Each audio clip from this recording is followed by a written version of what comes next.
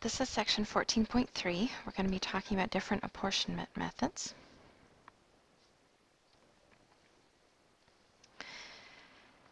The standard divisor is found by dividing the total population by the number of items to be allocated. When I say allocated, that means distributed or given out. So we take the total population of the class, total population of the country, total population of whatever we're talking about, divide it by the number of items that have to be distributed.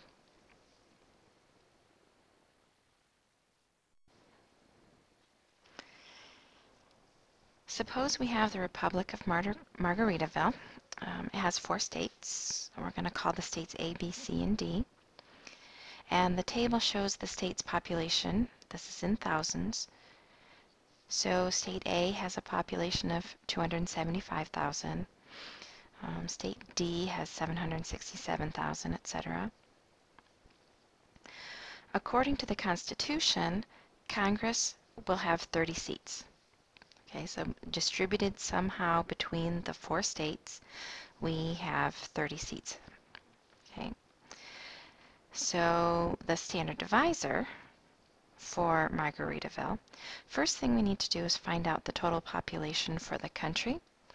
So if we take the 275,000, we add the 383,000, we add 465,000, we add 467,000. If we add those all up, add, we get 1,890. That would be in thousands. So the actual population would be almost 2 million. Okay, but we're going to deal with thousands, so we don't need to worry about those zeros. Okay. So, 1,890. There are 30 seats in Congress. We need to find the standard divisor. So we're going to take the total population and divide it by the number of seats in Congress. So if we divide that, we get 63. 63. For every 63,000 people, there's going to be 1 seat in Congress. The standard quota is found by taking the group's population, so in other words the state's population, and dividing it by the standard divisor. Okay, so population of a group divided by the divisor.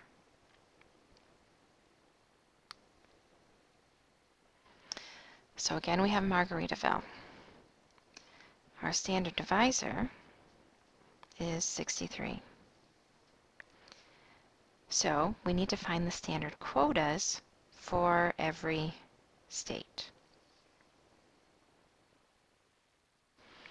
So I'm going to take the population for state A and divide it by 63. That will give me the quota, standard quota, for state A. So 275 divided by 63. It would be nice if it goes in evenly, but that is highly unlikely. So if I take 275 and divide it by 63, I get approximately, if I round, 4.37. When doing the standard quotas, you're always going to have 2 decimal places. So the standard quota for state A is 4.37. What that means is they get 4.37 seats in Congress. So we'll talk about how they're going to get the 0.37 seats in just a second. But in the meantime, for sure they're going to get at least 4 people to represent them in Congress. We would do the same thing for state B. So we take their population and divide it by the divisor, and you get approximately 6.08 for state C, for state D. You're going to do that for all 4 states. Divide each of them by the divisor, and that will give you the standard quota. State C, 7.38, state D, 12.17. So a table with the population and the standard quota. A, 4.37. Now, if we add up all of these, it should add up to the 30 seats that we had in Congress to be allocated.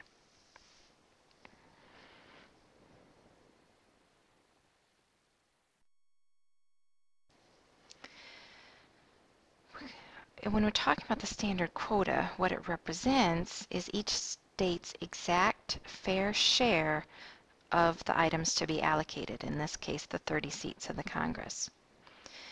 Now, here's my question. How is it possible to have 4.37 congressmen? It's possible to have 4 congressmen.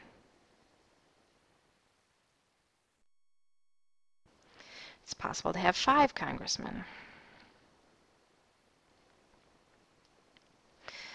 But their fair share is 4.37, which is somewhere in the middle.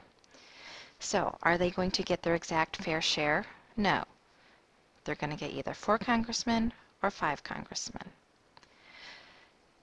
They would prefer to have 5. You always want more representation. You always want more. Everybody wants more.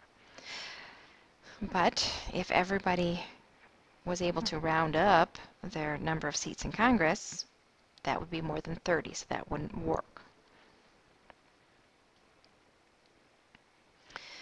The apportionment problem is, how do we deal with this issue? So determine a method for rounding standard quotas into whole numbers, because remember, it's not possible to have a partial seat in Congress. It's not possible to have a partial congressman. So that the sum of the numbers, sum means add, so when we add up the numbers, the total number is the allocated items. Question is, are we going to round the numbers up or are we going to round them down?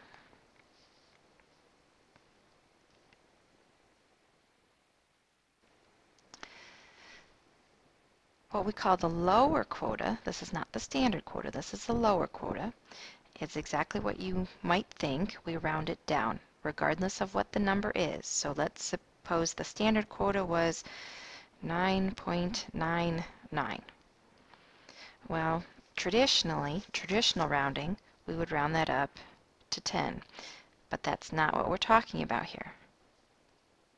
If we have 9.99, the lower quota means rounded down regardless of what that number is.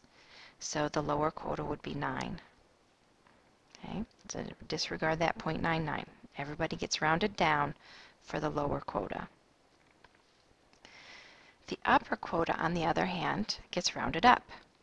So again, let's go back to that 9.99. Upper quota gets rounded up to 10. It wouldn't matter if it was 9.01. If it was 9.01, everybody gets rounded up. 9.01, the upper quota would be 10.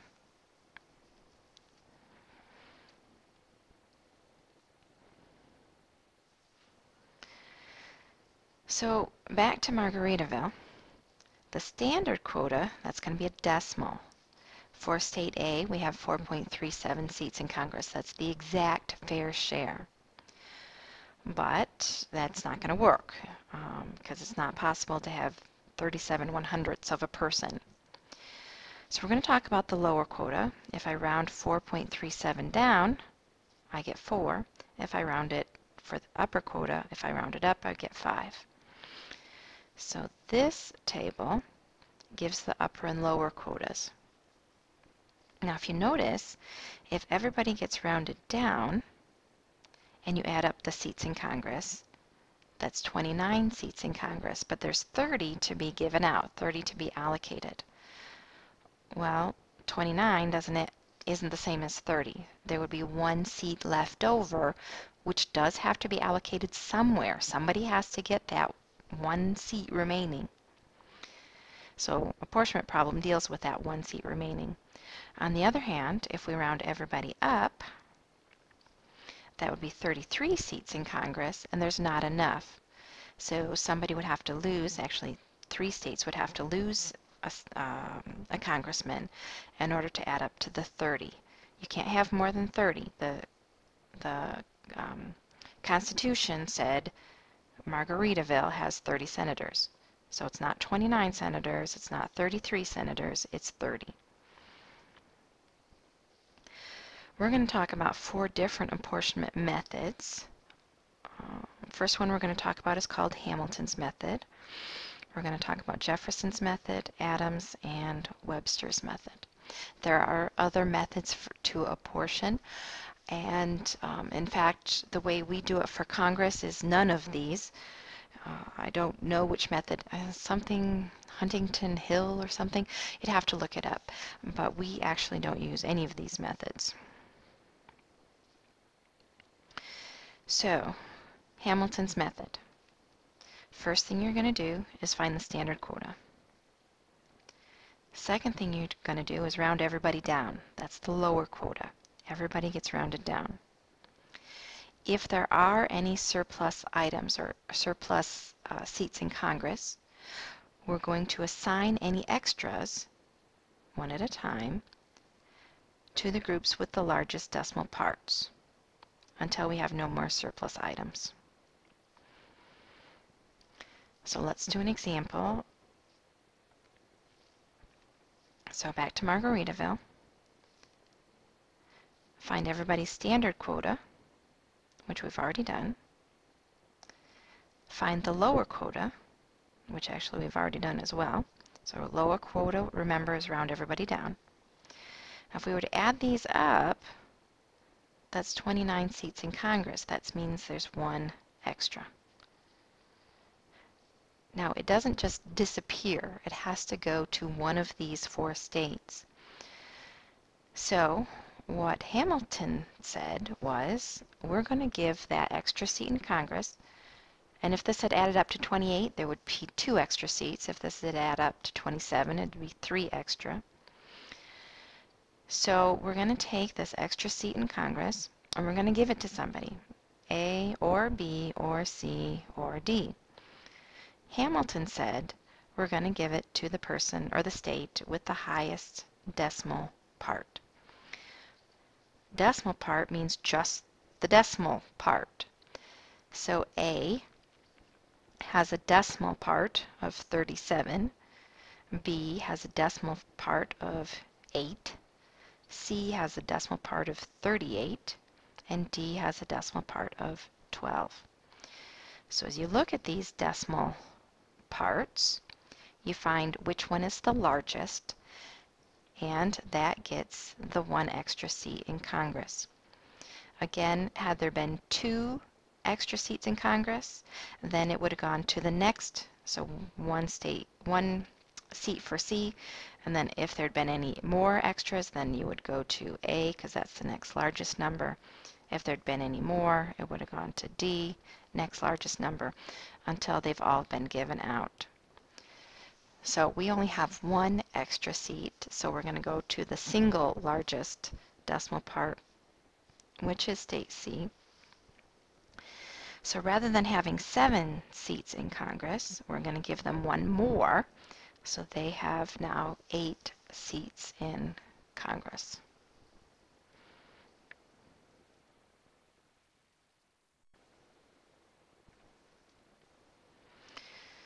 So surplus seat goes to the state with the greatest decimal part. Greatest decimal part is 0.38. State C receives the additional seat. So they get 8 seats rather than the 7 for the lower quota. So this guy gets 4, 6, this one is 8, and 12. Now if you add these up, 4 plus 6 plus 8 plus 12, that will give you the 30 seats that have to be allocated.